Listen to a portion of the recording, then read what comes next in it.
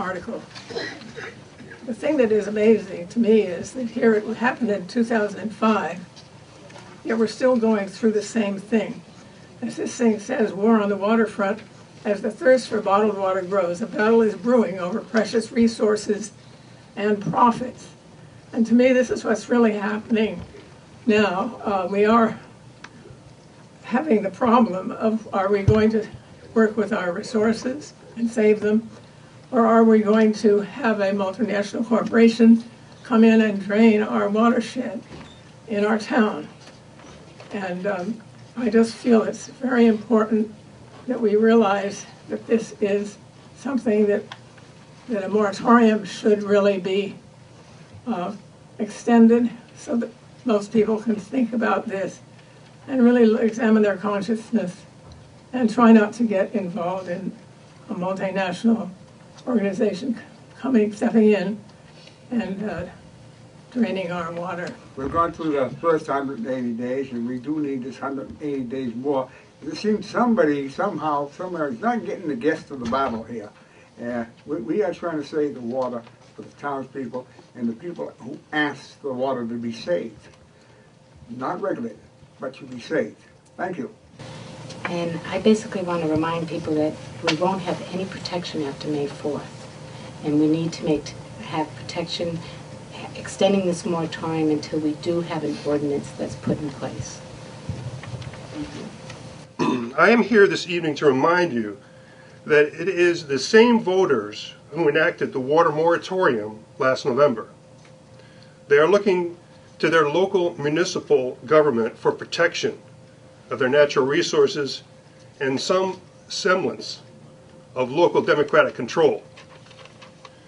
Make the right and honorable decision by approving a continuance of the water moratorium. Show your constituents that you have their interests and concerns at heart. Thank you. I want to remind the selectmen here and select women that this issue of water is anything but a trivial thing about a trivial substance. Water will become one of the major issues of war in the next century. I'm so glad this gentleman brought up Nestle and the babies and the third world countries. It's exactly what I was going to bring up. All during this time in the 70s, it was an international protest. They did this for years. Not only were they giving them formula for free and dressing like medical people, telling these mothers that the formula was better than breast milk, but they were also giving it to people who they knew did not have clean water.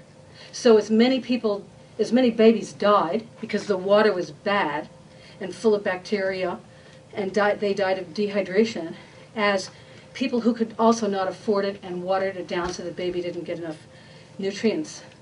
It was horrible. I mean, I don't know if you guys remember this, but it went on for years, and there was an international protest that took years and years for them to get on Nestle and for them to stop it. Now, I remember looking at this news item saying that, you know, they thought that Nestle had good intentions towards the towns of Wells and Kennebunk in terms of this water thing. And, you know, maybe they've changed their ways, but my understanding is that, you know, these corporations, you know, as we are finding out now, to our chagrin, are supposed to be getting as much money as possible, and it's really not about the results of, you know, what happens wherever they might be doing their work.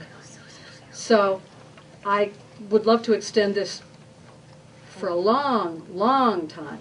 I think that between the petition that was drawn up, and I know a lot of people that I've spoken to about the moratorium, they didn't truly understand that the moratorium wasn't going to stop this whole process.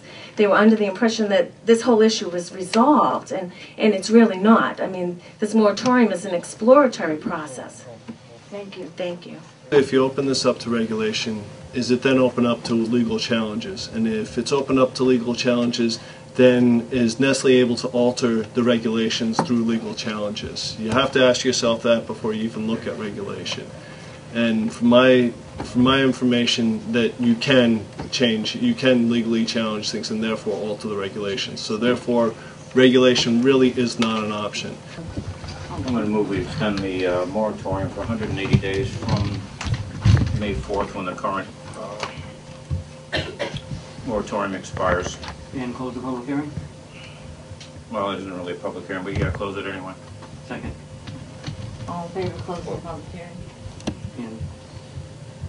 And I think it calls for discussion. I'm sure people have opinions, but that's the motion, is to close the public hearing and Is there a second? institute the 180-day moratorium from May 4th. All in favor? I'd like to have some discussion on this. A very simple piece of discussion. Before last November, the town didn't need a moratorium on water extraction because, quite simply, large-scale water extraction was not allowed in any single district in the town of Wells. Last November, the people voted for a moratorium on water extraction. Because of that vote, it can be legally interpreted that the town of Wells does now allow water extraction, otherwise the people wouldn't have enacted a moratorium.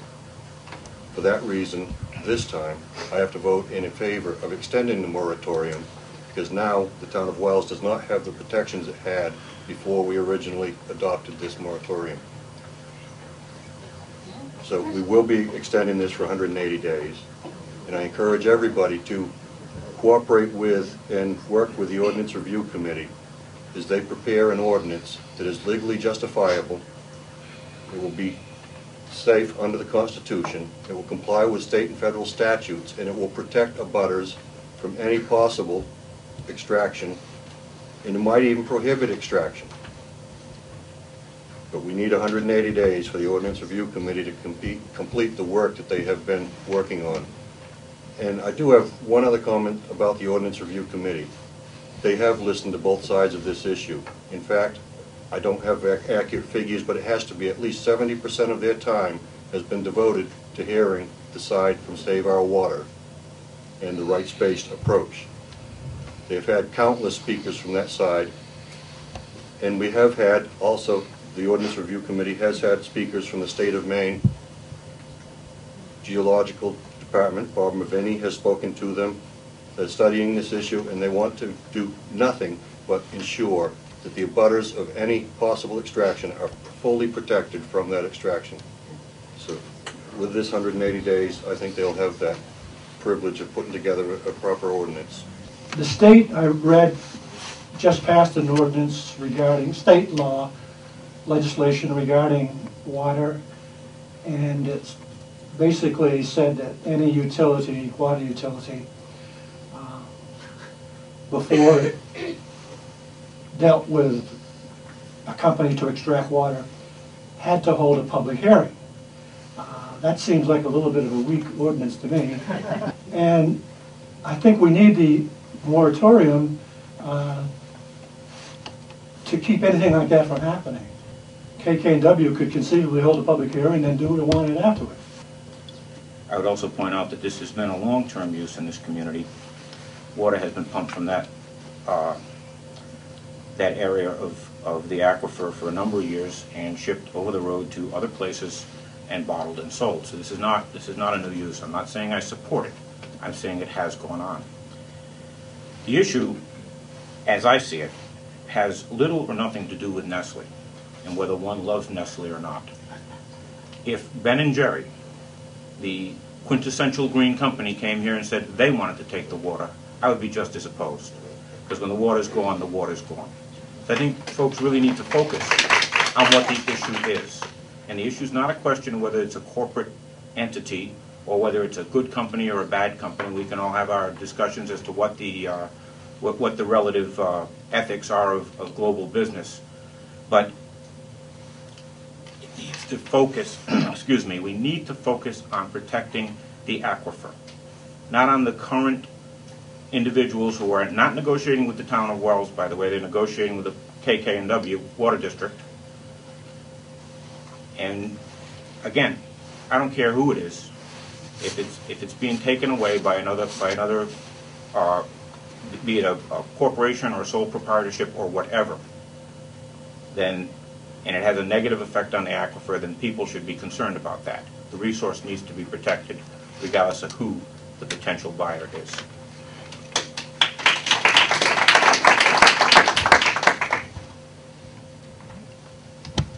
Are we ready for the vote? All in favor? Unanimous.